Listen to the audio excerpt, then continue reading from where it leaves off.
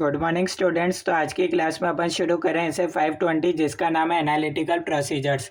सबसे पहले ही अपन को ये जानना रहेगा एनालिटिकल प्रोसीजर्स इसका मीनिंग क्या होता है और एग्जाम के हिसाब से जो इंपॉर्टेंट क्वेश्चन है वो अपन को देखने हैं। ज़्यादा बड़ा standard exam point of view से तो जितना मैं आपको बताऊंगा उतना आप ध्यान दे लोगे तो भी आपका काम हो जाएगा।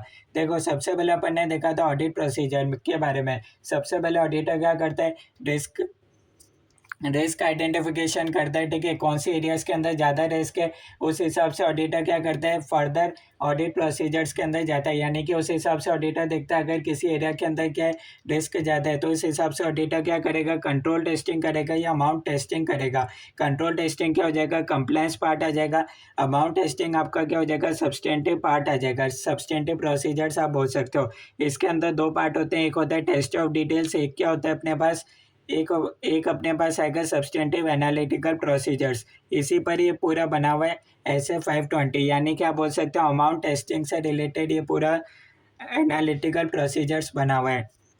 तो सबसे पहले अपन को क्या पढ़ना पड़ेगा, एनालिटिकल प्रोसीजर्स के बारे में अपन को पढ़ना है। देखो, जब भी आप क्या करते हो, एनालिटिकल प्रोसीजर को सब्सटेंटिव प्रोसीजर के अंदर यूज़ करते हो तो ये आपके पास हो जाएगा सब्सटेंटिव एनालिटिकल प्रोसीजर। शॉर्ट में मैं आपको बताता हूँ आखिर एनालिटिकल प्रोसीजर है क्या। जब भी हम क्या करते हैं, फाइनेंशियल या नॉन फाइनेंशियल डेटा को कंपेयर करते हैं, जब भी हम फाइनेंशियल या नॉन फाइनेंशियल डेटा को कंपेयर करके उसको एनालाइज करके कंक्लूजन ड्रॉ करने का ट्राई करते हैं, तो ये अपने पास होता है एनालिटिकल प्रोसीजर। अपन क्या कर रहे हैं, डेटा को कंपेयर करके कोई कंक्लूजन निकालने का ट्राई कर रहे हैं, तो अपने पास क्या हो जाएगा, एनालिटिकल प्रोसीजर। सबसे पहले अपन क्या करते हैं, डेटा को कंपेयर करते हैं, डेटा के अंदर रिलेशनशिप बिल्ड करते हैं। आखिर कौन सा डेटा अपन कंपेयर कर सकते हैं। फॉर एग्जांपल, आप लास्ट ईयर का रेवेन्यू को ही कंपेयर करोगे करंट ईयर रेवेन्यू से, ठीक है। कहीं ऐसा तो ही ना करोगे कि आप करंट ईयर रेवेन्यू को लास्ट ईयर के ट्रेड पेबल्स के साथ कंपेयर करो, ऐसा नहीं होता है। सबसे पहले आप क्या करते हो, डेटा के अंदर रिलेशनशिप एस्टेब्लिश करते हो, कौन सा डेटा आपको कंपेयर करना है उसके हिसाब से आप क्या करते हो, डेटा एनालिसिस करके आप एक कंक्लूजन ड्रॉ करने का ट्राई करते हो कि आखिर इतना डिफरेंस क्या है। फॉर एग्जांपल, आप मान सकते हो रेवेन्यू के अंदर करंट ईयर रेवेन्यू अपने पास है, फॉर एग्जांपल आप मान सकते हो 1 करोड़। लास्ट ईयर अपने पास कितना था, 90 लाख था। तो अब इस बेसिस पे आप क्या करोगे, डिफरेंस निकालोगे। यानी कि आप बोल सकते हो वेरिएंस निकालोगे। आपने स्टैंडर्ड कॉस्टिंग में पढ़ा था, सिमिलर बेसिस पर ही ये कंसेप्ट डिज़ाइन कर रखा है, ठीक है। अब आप क्या करोगे, करंट ईयर में आपके पास ये नंबर है, प्रीवियस ईयर में ये नंबर है। अब आप क्या करोगे, परसेंटेज देखोगे कि आखिर आपका कितना परसेंट रेवेन्यू बढ़ा है। फिर आप ये देखोगे एनालिटिकल प्रोसीजर लगा के क्या ये जो नंबर बढ़ा है क्या वो जस्टिफाइड है क्या। आखिर आपको कोई ऐसा ऑडिट एविडेंस मिले क्या जिसकी वजह से आप ये जस्टिफाई कर पाओ कि ये नंबर जो बढ़ा है, रेवेन्यू का नंबर जो बढ़ा है वो सही में जस्टिफाई हो पा रहा है। तो बस यही अपन को देखना पड़ता है। सबसे पहले मैं आपको एक और एग्जांपल अगर बता दूं तो इलेक्ट्रिसिटी एक्सपेंस अपन देख सकते हैं। इसके अंदर क्या होता है, जैसे कि मैं आपको एक एग्जांपल बता देता हूँ, टेस्ट ऑफ डिटेल्स और सब्सटेंटिव एनालिटिकल प्रोसीजर का। इसके अंदर क्या होता है, फॉर एग्जांपल आप क्या कर रहे हो, Q1 हो गया, Q2 आपके पास हो गया, Q3 आप बोल सकते हो, और एक आपके पास क्या हो जाएगा, Q4 हो जाएगा, ठीक है। इनमें से आप क्या करोगे, कोई सा भी एक महीना निकालोगे। Q1 में से कोई सा भी एक महीना निकाला, उसका एक इलेक्ट्रिसिटी एक्सपेंस निकालिए, फॉर एग्जांपल है एक्स अमाउंट। Q2 का ऐसे ही आपने कोई सा भी एक मंथ सेलेक्ट करा और आपके पास क्या आया, वाई अमाउंट। आपने देखा कि इसका इलेक्ट्रिसिटी बिल है वाई अमाउंट का। ऐसे ही आपने देखा Q3 में एक महीने निकाला, जेड आया। ऐसे ही आपने Q4 में देखा, पी। तो अब इस केस में आप क्या करोगे, यहाँ सबसे पहले आप क्या कर सकते हो, इसका एवरेज कर सकते हो। तो उससे आपको पता चल जाएगा कि एवरेज आपका मंथली एक्सपेंडिचर कितना है। अब जब भी आपका एवरेज आ जाएगा मंथली एक्सपेंडिचर, उस बेसिस पे आप क्या करोगे, ये आपका एवरेज मंथली एक्सपेंडिचर आ गया, इसको क्या करोगे, 12 से मल्टीप्लाई कर दोगे। तो आपको पता चल जाएगा कि साल भर आपका एक्सपेक्टेड ईयरली एक्सपेंस कितना रहने वाला है। आप इसको बोल सकते हो एक्सपेक्टेड इतना आना चाहिए था इलेक्ट्रिसिटी बिल। अब आप क्या करोगे कि इसको कंपेयर करोगे एक्चुअल नंबर के साथ, आपका एक्चुअल साल का कितना इलेक्ट्रिसिटी एक्सपेंस आया है, ठीक है। अब आप इसको कंपेयर कर सकते हो कि आखिर इसके अंदर कितना वेरिएशन है। देखो, किसी भी पॉइंट ऑफ व्यू से आप किसी भी पॉइंट ऑफ व्यू से आप क्या कर सकते हो, एनालिटिकल प्रोसीजर लगा सकते हो। फॉर एग्जांपल आपने ये टेक्निक यूज़ नहीं करा, ये टेक्निक को अपन बोलते हैं test of details plus substantive analytical procedure, जो भी मैंने आपको बताया था इलेक्ट्रिसिटी एक्सपेंस का। आप क्या करना चाहते हो, सिर्फ सब्सटेंटिव एनालिटिकल प्रोसीजर यूज़ करना चाह रहे हो। इस केस में आप क्या करोगे, इस केस में क्या होता है, सिर्फ आप सब्सटेंटिव एनालिटिकल प्रोसीजर यूज़ कर रहे हो। इस केस में आप क्या करोगे, लास्ट 5 ईयर के आप क्या करोगे, ऑडिटेड फाइनेंशियल स्टेटमेंट्स में से देखोगे क्या कि फॉर एग्जांपल इसको थोड़ा सा एग्जांपल को मॉडिफाई कर देते हैं। अब अपन क्या कर रहे हैं, पेरोल एक्सपेंस ट्राई कर रहे हैं, ठीक है। पेरोल एक्सपेंस के लिए आपने क्या करा, लास्ट 5 ईयर के ऑडिटेड फाइनेंशियल स्टेटमेंट्स उठाए, उसमें आपने देखा पेरोल एक्सपेंस कितना है। तो आपने ये कंक्लूजन करा जो भी आपका रेवेन्यू है उसका 60% आपका पेरोल एक्सपेंस है। फॉर एग्जांपल मान लो कोई आईटी कंपनी है, उसके इसमें तो बहुत मतलब नॉर्मल केस है, रेवेन्यू का 60% आपका क्या है, पेरोल एक्सपेंस है। ये आपने कंक्लूजन ड्रॉ कर लिया लास्ट 5 ईयर के फाइनेंशियल स्टेटमेंट्स को देखते हुए। अब आप क्या करोगे, करंट ईयर आपने देखा कि 100 करोड़ का रेवेन्यू है, इसका क्या करोगे, करंट ईयर में 60% अप्लाई करोगे और ये आपके पास एक एक्सपेक्टेड नंबर आ जाएगा 60 करोड़। इस साल पेरोल एक्सपेंस कितना होना चाहिए, 60 करोड़ होना चाहिए, पर एक्चुअल में आपने देखा एक्सपेंस कितना हुआ था, 54 करोड़। या आपके पास वेरिएशन कितना आ जाएगा, 6 करोड़ का आप बोल सकते हो। तो ये जो अब ये वेरिएंस आ रहा है, आप इस पर देख सकते हो कि ये आपके लिए मटेरियल अमाउंट है या नहीं है। तो इस टेक्निक को अपन बोलते हैं सब्सटेंटिव एनालिटिकल प्रोसीजर। इसके अंदर अपन क्या करते हैं, इसके अंदर अपन ने कोई करंट ईयर का जो डेटा था सिर्फ अपन ने तो लिया था 100 करोड़। इसके लिए अपन ने ये कोई वेरीफाई नहीं करा कि जैसे कि अपन ने क्या करा था, 100 करोड़ का 60% करा था, तो ये अपने पास आ गया था 60 करोड़, ये अपना था एक्सपेक्टेड डेटा। और जबकि एक्चुअल में अपन ने देखा कि 54 करोड़ आ रहा है। अपन ने क्या करा, इस नंबर को ऐसे ही यूज़ कर लिया जो एक्चुअल नंबर था। इस पर अपन ने कोई एनालिसिस परफॉर्म नहीं करा, कोई वाउचिंग वेरिफिकेशन नहीं करा, कोई टेस्ट ऑफ डिटेल्स अप्लाई नहीं करा। अपन ने सिर्फ इस नंबर को ऐसे ही ले लिया ऑन द बेसिस ऑफ अपना एक्सपेक्टेशन था लास्ट 5 ईयर का, उस बेसिस पर अपना ये नंबर मिला।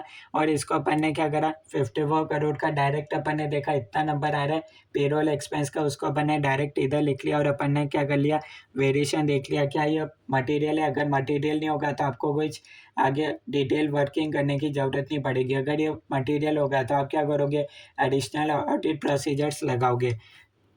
इस टेक्निक को बोलते हैं अब सब्सटेंटिव एनालिटिकल प्रोसीजर। अब आपके पास एक और ऑप्शन क्या होता है, आप क्या कर सकते हो, test of details plus substantive analytical procedure साथ में यूज़ कर सकते हो। इस केस में क्या होगा, आप क्या करोगे, Q1 आपके पास हो गया, Q2 आपके पास हो जाएगा, ठीक है। एक तो मैंने आपको बता दिया था ऑप्शन 1, उसके अंदर अपन ने क्या करा था, last 5 year audited financial statements के हिसाब से क्या निकाला था, पेरोल एक्सपेंस निकाला था। उस टेक्निक को अपन बोलते हैं सब्सटेंटिव एनालिटिकल प्रोसीजर। ये अपने पास क्या ऑप्शन नंबर 2 है, इसके अंदर अपन क्या कर रहे हैं, test of details plus substantive analytical procedure दोनों को यूज़ कर रहे हैं। इसके अंदर अपन क्या कर रहे हैं, 4 क्वार्टर है, अपन ने क्या करा, करंट ईयर में से कोई सा भी Q1 में से कोई सा भी 1 महीने का निकाला, Q2 में से 1 महीने का निकाला, Q3 में से 1 महीना लिया, Q4 में से एक महीना लिया। उसमें अपन ने देख लिया कि भैया अपना एवरेज पेरोल एक्सपेंस कितना रहने वाला है। अपन ने पूरा देख लिया कितने एम्प्लॉयज़ छोड़ के जा रहे हैं, कितने जो छोड़ के जा रहे हैं, हो सकता है उनकी जगह नया एम्प्लॉय ने ज्वाइन करा होगा। तो अपन ने क्या करा, एवरेज निकाल लिया मंथली एक्सपेंस कितना होता है, ठीक है। अब अपन ने क्या करा, तो टोटल यहाँ पे अपने पास कितना आ जाएगा, एवरेज मंथली एक्सपेंस आ जाएगा। इसको अपन क्या करेंगे, 12 से मल्टीप्लाई कर देंगे। तो यहाँ अपने पास क्या डेटा आ जाएगा, यहाँ अपने पास आ जाएगा कि एक्सपेक्टेड ईयरली एक्सपेंस अपने पास कितना रहने वाला है। या बोल सकते हो एक्सपेक्टेड ईयरली एक्सपेंस आपके पास कितना आने वाला है, ठीक है। अब उस बेसिस पे आप क्या करोगे, एक्चुअल पेरोल का एक्सपेंस देख लोगे, फिर ये आप देख सकते हो कि आखिर डिफरेंस कितना आ रहा है, ठीक है। अब यहाँ अगर वेरिएंस आएगा तो आप देख लोगे कि यह मटेरियल होगा तो आप इन्वेस्टिगेट करोगे, अगर नहीं होगा तो आप उसको ऐसे ही छोड़ दोगे। तो ये अपने पास क्या था, अब ये तो आपके पास क्या हो गया, टेस्ट ऑफ डिटेल्स का एग्जांपल हो गया, जिसके अंदर आपने क्या करा, हर एक जो भी आपने क्वार्टर वाइज अपन ने देखा, हर एक क्वार्टर को मतलब 4 क्वार्टर में से आपने कोई सा भी एक रैंडम 1 महीना ले लिया, उसमें से आपने क्या करा, जिस भी महीने का आपने लिया उसके अंदर डिटेल में वाउचिंग वेरिफिकेशन करके उस नंबर को आपने देखा कि हाँ वो एक्सपेंस क्या है, जेन्युइन है, सब आपने कंसीडर कर लिया। उस हिसाब से आपने क्या करा, एक्सपेक्टेड डेटा निकाला। और उससे पहले अपने एग्जांपल में क्या था, substantive analytical procedure, last 5 year का डेटा उठाया, उस हिसाब से आपने करा। ज़रूरी नहीं लास्ट 5 ईयर का, लास्ट 3 ईयर का भी ले सकते हो, लास्ट 7 ईयर का भी ले सकते हो। तो इसमें बोला जाता है आप क्या कर सकते हो, दोनों ऑप्शन को अप्लाई कर सकते हो, ऑप्शन 1 को भी अप्लाई कर सकते हो, ऑप्शन 2 को भी अप्लाई कर सकते हो। तो ये आपका किसका एग्जाम्पल हो जाएगा, test of details plus substantive analytical procedure. Option 2 इसको कब यूज़ करना चाहिए, जब अगर आपको लगता है किसी भी एरिया के अंदर हाई रिस्क है, तो आपको क्या करना चाहिए, test of details plus substantive analytical procedure दोनों को यूज़ करना चाहिए। अब मान लो किसी एरिया के अंदर आपको लगता है रिस्क आई है, तो उसमें आप सिर्फ ऑप्शन 1 ही अप्लाई कर रहे हो, यानी कि सिर्फ लास्ट 5 ईयर के डेटा पर ही आप कंक्लूजन ड्रॉ कर रहे हो। करंट ईयर में आपने कोई ऑडिट प्रोसीजर्स, कोई क्वार्टर के नंबर नहीं देखे, तो इस केस में हो सकता है कहीं ना कहीं आपका रिस्क बढ़ सकता है। हो सकता है जो 54 करोड़ का नंबर है, क्या वो जस्टिफाइड है या नहीं है, तो ये आपको उस पर कंफर्ट नहीं आएगा। तो दोनों के मैं आपको एडवांटेज बता देता हूँ। देखो, टेस्ट ऑफ डिटेल्स का क्या, दोनों ही केस में क्या है, टेस्ट ऑफ डिटेल्स और सब्सटेंटिव एनालिटिकल प्रोसीजर, दोनों ही केस में क्या है, एक एडवांटेज मिलेगा, एक डिसएडवांटेज मिलेगा। सबसे पहले अपन देखते हैं टेस्ट ऑफ डिटेल्स में एडवांटेज क्या है। आपका जो डेटा है वो रिलायबल है, ठीक है, क्योंकि आपने क्या करा, हर क्वार्टर में से कोई सा भी एक मंथ निकाल के आपने वाउचिंग वेरिफिकेशन कर लिया, तो आपको मिल गया जो डेटा आपने लिया एक्सपेक्टेड डेटा के लिए, वो आपका क्या है, कहीं ना कहीं आपने देख लिया वो रिलायबल डेटा है। और इसी का डिसएडवांटेज क्या हो जाएगा टेस्ट ऑफ डिटेल्स का, इसमें आप देख सकते हो कवरेज पॉसिबल नहीं है, ज़्यादा से ज़्यादा आप कवरेज नहीं कर सकते हो। अब आप मान सकते हो कोई ऐसा एक्सपेंस है जो कि दिन में मल्टीपल टाइम्स होता है, तो उस केस में आप क्या कर सकते हो, फिर आपका ऑडिट में इतना टाइम नहीं है कि आप क्या करो, हर एक दिन में ही अगर खूब ज़्यादा एक्सपेंस हो रहे हैं तो आप उसको कहीं ना कहीं कवर नहीं कर सकते हो। उसके लिए ऑब्वियसली आप वाउचिंग वेरिफिकेशन करके एक्सपेंस नहीं कर सकते हो। अदरवाइज आप क्या देखोगे, एक महीने में तो कितने सारे मल्टीपल एक्सपेंस आपको देखने को मिलेंगे। फॉर एग्जांपल आप देख सकते हो रेवेन्यू के लिए भी आप इधर कवर नहीं कर सकते। और सब्सटेंटिव एनालिटिकल प्रोसीजर में क्या है, उल्टा है, जैसे कि ये क्या करता है, कवर ज़्यादा करता है, जैसे कि आपने लास्ट 5 ईयर को कवर कर लिया। अब यहाँ क्या है, डिसएडवांटेज क्या है, रिलायबिलिटी। यहाँ आपके पास जो डेटा है वो हो सकता है रिलायबल नहीं हो, तो दोनों में ही बता रखा है। जो टेस्ट ऑफ डिटेल्स का है वो एडवांटेज है, वो इधर क्या हो जाएगा, डिसएडवांटेज बन जाएगा, जो इधर डिसएडवांटेज है वो इधर एडवांटेज बन जाएगा। इसलिए ऑडिटर को बोला जाता है कि अगर ऑडिटर को लगता है किसी भी एरिया के अंदर हाई रिस्क है, तो उसको क्या करना चाहिए, test of details plus substantive analytical procedure है सेफ, दोनों को कॉम्बिनेशन में यूज़ करना चाहिए। तो उससे ऑडिटर को बेटर कंक्लूजन ड्रॉ करने में हेल्प मिलेगा, ठीक है। अब क्योंकि अपन क्या करते हैं, टेस्ट ऑफ डिटेल्स के अंदर अपन डिटेल में चेकिंग करते हैं, क्या एक्चुअल अमाउंट है, क्या एक्चुअल में ट्रांजैक्शन हुआ, ट्रांजैक्शन अकर हुआ तो उसका अमाउंट कितना है, अमाउंट यही है क्या। और ये भी अपन देखते हैं क्या ट्रांजैक्शन इसी पीरियड से रिलेटेड है, और अगर कोई परचेस हुआ तो क्या उसमें पेमेंट हुआ क्या, या फिर सेल्स हुआ तो क्या उसमें इनकम आया क्या, और ये ट्रांजैक्शन क्या बिजनेस का ही है। तो अपन क्या करते हैं, टेस्ट ऑफ डिटेल्स में तो अपन करंट ईयर के डेटा पर उस पर डिटेल में वर्किंग करते हैं, वही सब्सटेंटिव एनालिटिकल प्रोसीजर में अपन क्या करते हैं, सिंपल कंक्लूजन ड्रॉ करते हैं on the basis of past data. इसलिए बोला जाता है ऑडिटर को जिस भी एरिया के अंदर रिस्क आई है तो उसको क्या करना चाहिए, दोनों को यूज़ करना चाहिए इन कॉम्बिनेशन। सबसे पहले आपको डेफिनेशन बता रखा है, आप नोट्स में से पढ़ सकते हो, ऐसे 520 एनालिटिकल प्रोसीजर्स। एनालिटिकल प्रोसीजर्स क्या होते हैं, evaluation of financial information through analysis of plausible relationships among financial and non financial data. जैसे कि अपन ने क्या करा था, इलेक्ट्रिसिटी एक्सपेंस निकाला था, कैसे निकाला था, अपन ने on the basis of number of units देख लिया। अगर अपना लास्ट ईयर भी इतना ही नंबर ऑफ यूनिट्स प्रोड्यूस हुआ था और करंट ईयर में भी इतना ही नंबर ऑफ यूनिट्स प्रोड्यूस हुआ, तो फिर क्या होगा, इलेक्ट्रिसिटी एक्सपेंस के अंदर कोई वेरिएशन आ रहा है, पहली बात तो आना नहीं चाहिए। अगर वेरिएशन आता है मैन्युफैक्चरिंग के केस में, तो उसमें अपन डिटेल में इंक्वायरीज वगैरह कर सकते हैं कि आखिर एक्सपेंस क्यों बढ़ा है। उसके बाद सेकेंड पॉइंट अपन देख रहे हैं, common examples of analytical procedures में include the following.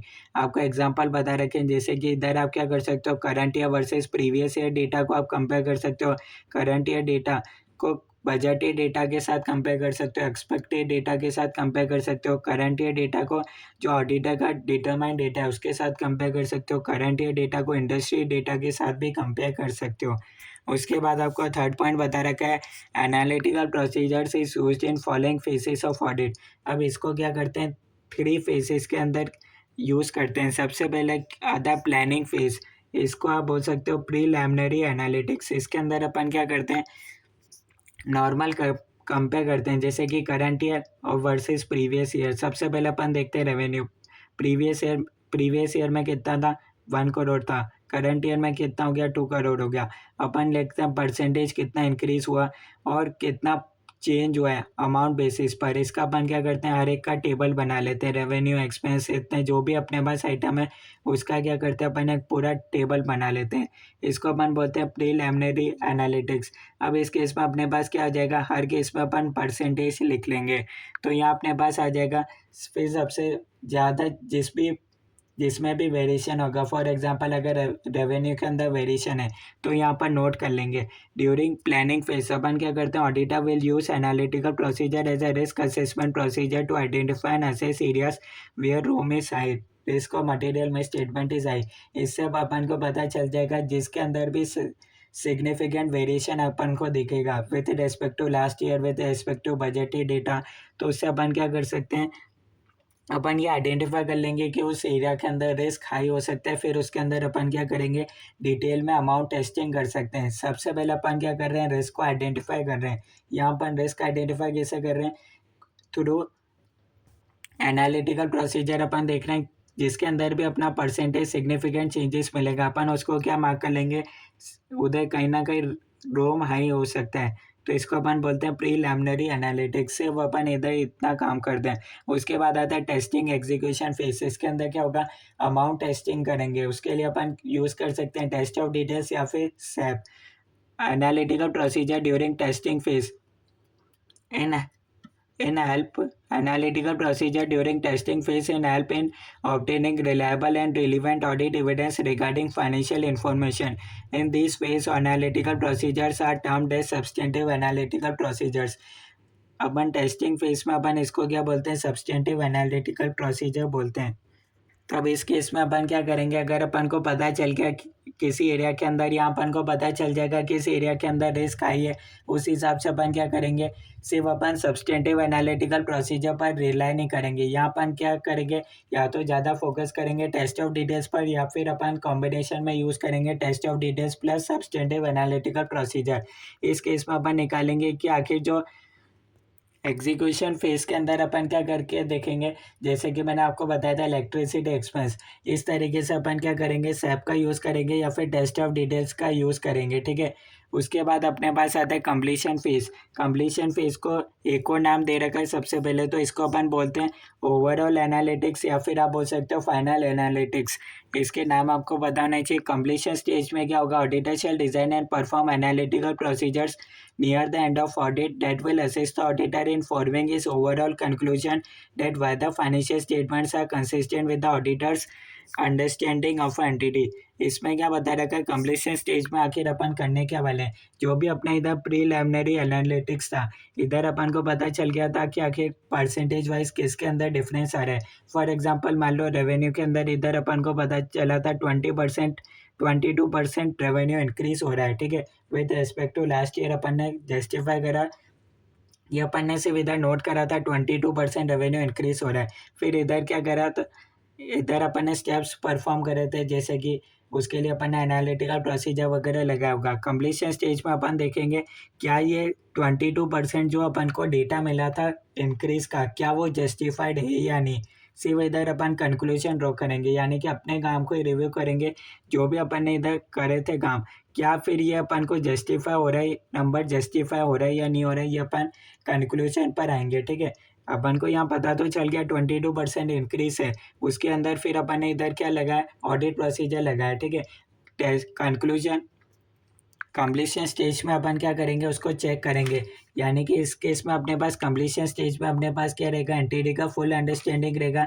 During the audit अपन ने ऑब्टेन किया होगा जो भी हमारा अंडरस्टैंडिंग अपन को मिला होगा ऑडिट के दौरान, और जो एक्चुअल फाइनेंशियल स्टेटमेंट्स के नंबर है क्या वो कंसिस्टेंट है क्या। फॉर एग्जांपल मैंने आपको बताया था 22%, इधर अपन को मिला था इतना इंक्रीज हो रहा है। यहाँ अपन ने क्या करा होगा, ऑडिट प्रोसीजर लगा होगा। यहाँ अपन कंक्लूजन ड्रॉ करेंगे क्या ये नंबर जस्टिफाई है या नहीं। इसके लिए अपन क्या करेंगे, रिमार्क लगाएंगे यस और नो, ठीक है। यस है तो कोई दिक्कत नहीं, अपन के पास ये एविडेंस है कि कल को अगर कोई पीयर रिव्यू टीम से कोई पूछ भी ले कि आखिर आपने कैसे क्लीन ओपिनियन दे दिया, या फिर आपने इसको कैसे जस्टिफाई करा, तो आप अपन क्या कर सकते हैं, ये डॉक्यूमेंटेशन में बता सकते हैं। इसके लिए अपन ने ये प्रोसीजर लगाए थे और अपन ने इससे ये ऑडिट एविडेंस ऑब्टेन करा कि ये जो नंबर बढ़ा है वो जस्टिफाई तरीके से बढ़ा है, ठीक है। यानी कि आप इसको बोल सकते हो जो भी अपन ने साल भर ऑडिट करने के बाद जो अपन को अंडरस्टैंडिंग मिला है, ठीक है, और जो एक्चुअल फाइनेंशियल स्टेटमेंट्स के नंबर है क्या वो कंसिस्टेंट है क्या, शॉर्ट में आप बोल सकते हो। तो मैंने आपको बता दिया, इसका शॉर्ट में टेबल बनाओ तो इधर क्या हो सकता है, current year versus previous year अपन निकालते हैं, सबसे ज़्यादा परसेंटेज किसके अंदर चेंज है उस हिसाब से अपन रिस्क को आइडेंटिफाई करेंगे। इधर अपन क्या करेंगे, उसको एग्जीक्यूशन फेज में अपन उसको चेकिंग करेंगे। जैसे कि अब मैंने आपको बताया था electricity expense, payroll expense, power fuel expense.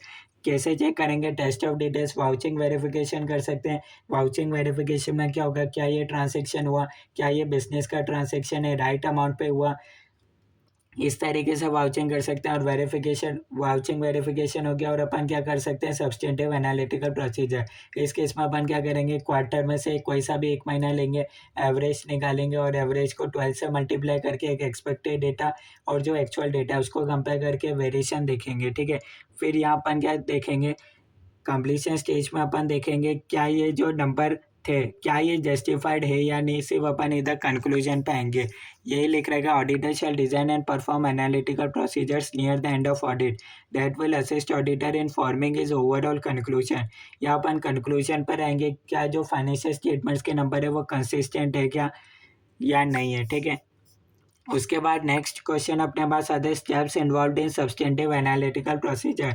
ये क्वेश्चन आपके एग्जाम में आ सकता है, steps involve in substantive analytical procedure. सबसे पहले अपन सेप को कहाँ का यूज़ कर सकते हैं, सबसे पहले ही अपन देखेंगे suitability of particular SAP for given assertions, यानी कि क्या ये डेटा अपने लिए सूटेबल है या नहीं। फॉर एग्जांपल क्या हुआ, अब आप क्या कर रहे हो, सेप का यूज़ कर रहे हो, आपने बोला लास्ट 5 ईयर का आप देखने वाले हो, रेवेन्यू का आपने भी सेम एग्जांपल बताया था, जैसे कि आप 60% आप मान रहे हो पेरोल एक्सपेंस करंट ईयर के अंदर भी। पर हो सकता है आपने क्या करा, करंट ईयर के अंदर कोई नया प्रोडक्ट लॉन्च कराओ, कोई नई फीचर, नई सर्विस वगैरह लॉन्च कराओ, हो सकता है कोई आपने नए चेंजेस कराओ, तो उस केस में आप क्या कर सकते हो, ऐसी चीज़ आपने क्या करा जो करंट ईयर के अंदर ही इंट्रोड्यूस करा, उस केस में आप कोई प्रीवियस ईयर डेटा को तो आप यूज़ कर ही नहीं सकते। फॉर एग्जांपल कोई नया प्रोडक्ट लॉन्च करा, अब उसका रेवेन्यू आप क्या कर सकते हो, प्रीवियस ईयर के रेवेन्यू से तो चेक कर ही नहीं सकते।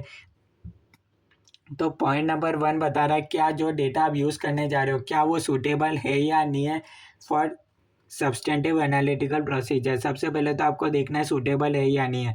हो सकता है कोई नया प्रोडक्ट हो, कोई डाइवर्सिफिकेशन वगैरह कर दिया हो। बी पॉइंट बता रखा है, evaluate the reliability of data for which auditors expectation of recorded amount is develop. क्या जो डेटा आप लेने जा रहे हो क्या वो रिलायबल है या नहीं, यानी कि आप सोर्स चेक करोगे, नेचर देखोगे, रिलीवेंस है या नहीं। ऑब्वियसली रिलीवेंस ऑफ डेटा होना भी ज़रूरी है, कंपेरेबिलिटी कंपेयर करने के लिए वो सेम डेटा लेना पड़ेगा। And internal control of base data, अगर आपका बेस डेटा ही करेक्ट नहीं होगा तो फिर आपका आंसर भी गलत आएगा, ठीक है, आप यूँ बोल सकते हो। तो सेकंड पॉइंट में अपन देखेंगे क्या डेटा रिलायबल है या नहीं है, ठीक है। सी पॉइंट में अपन देखने वाले, develop an expectation of recorded amounts while developing this expectation auditor should ensure that इस expectation should be sufficiently precise to identify misstatement. यहाँ अपन देखेंगे जो अपना एक्सपेक्टेशन है वो प्रिसाइज है या नहीं। फॉर एग्जाम्पल आपने क्या बोला, आपका एक्सपेक्टेशन था, ठीक है, आपका एक्सपेक्टेशन था कि 1 करोड़ आना चाहिए था, पर एक्चुअल में क्या हुआ, एक्चुअल डेटा आया था 2 करोड़, ठीक है। तब इस केस में आपके पास वेरिएशन कितना हो गया, 1 करोड़ का। पर अगर आपने थोड़ा सा एक्सपेक्टेशन चेंज करा, ठीक है, थोड़ा सा आपने टेस्ट ऑफ डिटेल्स कोई दूसरी टेक्निक लगा के करा, तो आपका एक्सपेक्टेशन क्या लगा, आपको लगा कि 1.90 करोड़ आना चाहिए था, ठीक है। और जब एक्चुअल में आया 2 करोड़, तब इस केस में अपना कितना आ रहा है, सिर्फ 0.10 लाख का भी, सिर्फ आप बोल सकते हो 10 लाख का इतना डिफरेंस आ रहा है। तो इस केस में भी आप देख सकते हो, अगर आपका एक्सपेक्टेशन चेंज हो गया तो कहीं ना कहीं आप देख सकते हो वेरिएंस के अंदर भी कोई चीज़ मटेरियल कहला सकती है, कोई चीज़ हो सकता है जो मटेरियल नहीं हो। अगर आपका एक्सपेक्टेशन चेंज हो गया तो कोई चीज़ मटेरियल नॉन मटेरियल बन जाएगी, कोई नॉन मटेरियल चीज़ मटेरियल बन सकती है। तो इसमें थर्ड पॉइंट में आपको बता रखा है, जो भी आपका एक्सपेक्टेशन है वो प्रिसाइज होना चाहिए, यानी कि अगर एक्सपेक्टेशन है, अगर आपने सही से ड्रॉ नहीं करा तो बहुत ज़्यादा आपको अमाउंट के अंदर चेंज देखने को मिल सकता है। डी पॉइंट बता रखा है, determine the amount of difference between recorded amounts and expected values. Normal point बता रखा है, जो भी आपका डिफरेंस है, वेरिएशन है, उसको आप देख सकते हो क्या वो आपके लिए मटेरियल है या नहीं। तो इसके लिए सबसे ज़्यादा क्या ज़रूरी है, सबसे पहले आपको देखना है क्या वो डेटा आपके लिए सूटेबल है या नहीं है। बी पॉइंट में बता रखा है रिलायबिलिटी ऑफ डेटा होना ज़रूरी है। सी पॉइंट बता रखा है एक्सपेक्टेशन आपका प्रिसाइज, एक्सपेक्टेशन गलत हुआ तो सारा काम ही गलत हो जाएगा। डी पॉइंट में बता रखा है डिफरेंस है रिलेटेड। सबसे पहले तो आपको ये देखना रहेगा जिस भी पॉइंट के लिए आप सब्सटेंटिव एनालिटिकल प्रोसीजर लगा रहे हो क्या वो सूटेबल है या नहीं, ये सबसे ज़्यादा इम्पोर्टेंट है। उसके बाद आपको नोट बता रखा है if the variances are material, अगर कोई आपको डिफरेंस मटेरियल लगता है तो फिर ऑडिटर क्या कर सकता है, एडिशनल प्रोसीजर्स लगा सकते हैं, उसके बारे में और डिटेल में चेकिंग कर सकता है to investigate about such variances. उसके बाद फिफ्थ पॉइंट बता रखा है फैक्टर्स टू बी कंसिडर्ड और सब्सटेंटिव एनालिटिकल प्रोसीजर, कौन कौन से फैक्टर्स को कंसीडर करना चाहिए सैप को यूज़ करने के लिए। सबसे पहले क्या डेटा अवेलेबल है, डिसएग्रीगेशन। डिसएग्रीगेशन क्या होता है, अब देखो सिर्फ आप रेवेन्यू को कंपेयर कर रहे हो, 100 करोड़ है, उसके अंदर आपके क्या थे, 10 प्रोडक्ट थे। अब लास्ट ईयर क्या था आपका रेवेन्यू, आप कंपेयर कर रहे हो एक्स अमाउंट है। अब इस नंबर को आप करंट ईयर से अगर कंपेयर करो तो हो सकता है ऑब्वियसली डिफरेंस तो कहीं ना कहीं आपको मिलेगा ही। तो अब आप क्या करो, डेटा को डिसएग्रीगेट करो, यानी कि जो आपका डेटा आ रहा है, रेवेन्यू आ रहा है, उसके लिए हो सकता है कोई 10 प्रोडक्ट्स आ रहे हो, ठीक है। 10 प्रोडक्ट में से फॉर एग्जांपल HUL कंपनी में हिंदुस्तान यूनिलीवर लिमिटेड, उस केस में तो सबसे ज़्यादा कॉमन है, उस उनके कई सारे प्रोडक्ट हैं। तो अब हो सकता है कई किसी प्रोडक्ट की सेल्स बहुत ज़्यादा बढ़ गई हो या फिर किसी प्रोडक्ट की सेल्स बहुत ज़्यादा कम हो गई हो, तो उस वजह से डिफरेंस आ रहा होगा। तो आप क्या करो, डेटा को डिसएग्रीगेट करो। उसके लिए आपके क्या हो जाएगा, 10 प्रोडक्ट है तो आप 10 रेवेन्यू के अंदर 10 कैटेगरी में आप डिवाइड कर सकते हो कि इस प्रोडक्ट से कितना रेवेन्यू आया। लास्ट ईयर में भी आप इसी तरीके से कंपेयर कर सकते हो कि कौन से प्रोडक्ट से कितना रेवेन्यू आया। तो उससे आप क्या कर सकते हो, डिफरेंस आप इजीली नोट कर सकते हो, आपको पता चल जाएगा कौन से प्रोडक्ट के अंदर रेवेन्यू में डिफरेंस आया। थर्ड पॉइंट बता रहा है कि अकाउंट टाइप। अकाउंट टाइप क्या होता है, अब जैसे इनकम स्टेटमेंट अकाउंट्स होंगे वो ज़्यादा आपके लिए प्रेडिक्टेबल रहेंगे देन बैलेंस शीट आइटम्स, ठीक है। सोर्स बता रखा है, अगर कोई रूटीन नेचर का ट्रांजैक्शन है तो आप उसको इजीली आइडेंटिफाई कर पाओगे। अनयूजुअल ट्रांजैक्शन है तो वहाँ आपको डिटेल में चेकिंग करना पड़ेगा, वहाँ आपको सैप यूज़ नहीं कर सकते हो। प्रेडिक्टेबिलिटी, अगर आपका डेटा प्रेडिक्टेबल है तो आप उसके लिए यूज़ कर सकते हो। फॉर एग्जांपल अपन ने रिलेशनशिप बिल्ड करा था रेवेन्यू एंड पेरोल के बीच में, 60% आपका वो एक्सपेंस है। नेचर ऑफ अजर्शन, नेचर ऑफ अजर्शन क्या हो जाएगा, देखो इससे आपको क्या होगा, अब अगर आपको इन्वेंट्री चेक करना है तो आपने क्या करा, कहीं ना कहीं पेरोल एक्सपेंस हो गया, इलेक्ट्रिसिटी ये एक्सपेंस हो गया, इन सब से कहीं ना कहीं आपको क्या है, वैल्यूएशन पे कहीं ना कहीं कंफर्ट आ सकता है। अब इन्वेंट्री के लिए आप इसको यूज़ नहीं कर सकते हो। क्या इन्वेंट्री का आपने भले देख लिया होगा सब्सटेंटिव एनालिटिकल प्रोसीजर से कि इतना इन्वेंट्री होना चाहिए, पर क्या वो इन्वेंट्री वाकई में एग्जिस्ट करती है क्या, उसके लिए तो आपको फिजिकल अजर्शन ही करना पड़ेगा, फिजिकल वेरिफिकेशन ही करना पड़ेगा। उसके बाद आता है इनहेरेंट रिस्क और व्हाट कैन गो रॉन्ग। अगर किसी एरिया के अंदर रिस्क आई है तो उस केस में आपको substantive analytical procedure plus test of detail. Test of detail क्या होता है, वाउचिंग वेरिफिकेशन, एक ट्रांजेक्शन को डिटेल में चेक करना। सब्सटेंटिव एनालिटिकल प्रोसीजर क्या हो जाएगा, एक्सपेक्टेड डेटा को बिल्ड करना। फॉर एग्जांपल मैंने आपको बताया था क्वार्टर वाइज आप कर सकते हो, ठीक है। किसी भी वे में आप क्या कर सकते हो, डेटा में रिलेशनशिप बिल्ड कर सकते हो, एक्सपेक्टेड डेटा और एक्चुअल डेटा, उसके बीच में आप क्या कर सकते हो, डिफरेंस निकाल सकते हो। अब जो एक्सपेक्टेड डेटा है उसके लिए आप क्या कर सकते हो, टेस्ट ऑफ डिटेल्स यूज़ कर सकते हो। जो आपका एक्सपेक्टेड डेटा है वो कहीं ना कहीं सही होना चाहिए, क्योंकि अगर एक्सपेक्टेड डेटा प्रेसिस नहीं होगा तो आपका जो डिफरेंस आएगा वो भी अलग आ सकता है। तो ये आप पढ़ सकते हो, सेम पॉइंट इधर लिख रखे हैं, कोई डाउट है तो आप बता सकते हो।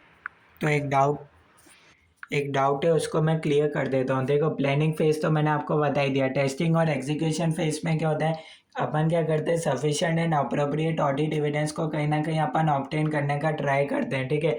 जो भी अपन को मिलता है उस डेटा पे, जैसे कि पेरोल एक्सपेंस हो गया इतना है या डिफरेंस है, तो अपन क्या करते हैं इधर कहीं ना कहीं sufficient and appropriate audit evidence obtain करने का ट्राई करते हैं। अब ये क्या हो सकता है, टेस्ट ऑफ डिटेल्स के थ्रू भी हो सकता है कि उसके अंदर अपन ने डिटेल में चेकिंग वगैरह कर लिया, ठीक है। या फिर अपन सब्सटेंटिव एनालिटिकल प्रोसीजर के थ्रू भी अपन कर सकते हैं। During it help in obtaining relevant and reliable audit evidence. इससे अपन को क्या मिलता है, ऑडिट एविडेंस मिलता है। और इसमें क्या होता है, उसके बाद अपने पास आता है कंप्लीशन फेज। कंप्लीशन फेज में अपन देखते हैं जो भी अपना था 22% अगर रेवेन्यू में जंप आ रहा है तो क्या इधर अपन ने जो ऑडिट प्रोसीजर लगाए थे, क्या उससे अपन ना जो कंक्लूजन है, अपन ये कह सकते हैं कि जो 22% रेवेन्यू है उसके लिए आपके पास ये मतलब कहीं ना कहीं आपके पास आंसर है कि आखिर जंप हुआ, तो आपके पास रीज़न है क्यों जंप हुआ, उसके लिए आपके पास कोई जस्टिफाइड आंसर है क्या। इसके अंदर कहीं ना कहीं कंप्लीशन स्टेज में कहीं ना कहीं अपन अपने काम को ही रिव्यू करते हैं, या अपन ने क्या करा, ऑडिट प्रोसीजर लगा लिए, sufficient and appropriate audit evidence लगा लिए। अब कंप्लीशन फेज में एक बार अपन पूरा ओवरव्यू कर लेते हैं, जो भी अपना था प्रीलिमिनरी एनालिटिक्स में डिफरेंस, उसका अपन देख लेते हैं। अच्छा, इसके लिए मेरे पास कोई आंसर है क्या, रिमार्क अपन देख लेते हैं। 22% जंप आया रेवेन्यू के अंदर, तो क्या मेरे पास इधर sufficient and appropriate audit evidence है क्या। तो इसके लिए अपन क्या करते हैं कि एनेक्शर बना लेते हैं। एनेक्शर 1 के अंदर अपन लिख देते हैं कि आखिर 22% रेवेन्यू आया तो किस वजह से आया। इस तरीके से अपन एक पूरा टेबल मेंटेन कर लेते हैं।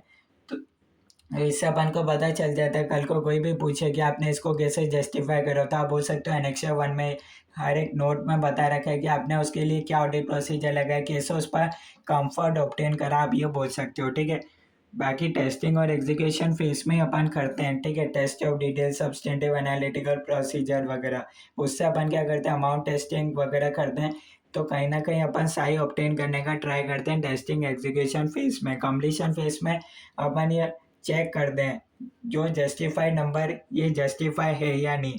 यहाँ अपन क्या करते हैं, सिर्फ अपन आइडेंटिफाई करते हैं कि इस एरिया के अंदर रिस्क हाई हो सकता है। बाय हर एक चीज़ का अपन देख लेंगे, किसके अंदर पूरा बैलेंस शीट में से देख लेंगे किसका डिफरेंस सबसे ज़्यादा परसेंटेज वाइज, उसको अपन ने सिर्फ एक टेबल बना ली। टेस्टिंग एग्जीक्यूशन फेज में अपन ने क्या करा, उसके लिए अपन ने sufficient and appropriate audit evidence लगा, अमाउंट टेस्टिंग वगैरह, टेस्ट ऑफ डिटेल्स, ये सब करके अपन ने सही ऑब्टेन कर लिया। ठीक है, कंप्लीशन फेज में अपन अपने काम को ही रिव्यू करें, ये अपने पास ये अपन को मिला था इधर इतना परसेंटेज, अब यह डाउन था, तो इस बेसिस पर अपन देखते हैं अब ये इस साल एनटीटी ने दिखाया कि इतना रेवेन्यू उनका बढ़ा है या घटा है, तो क्या उसके पास अपने पास कोई जस्टिफाइड रीज़न है क्या, अपन प्रूव कर पाए कि हाँ एनटीटी का जो रेवेन्यू वाकई में बढ़ा है, तो अपने पास इसके लिए ऑडिट प्रोसीजर वगैरह ये अपने पास है। तो यहाँ तक कोई डाउट है तो आप बता सकते हो। बाकी नेक्स्ट क्लास के अंदर अपन शुरू करेंगे नेक्स्ट ऐसे।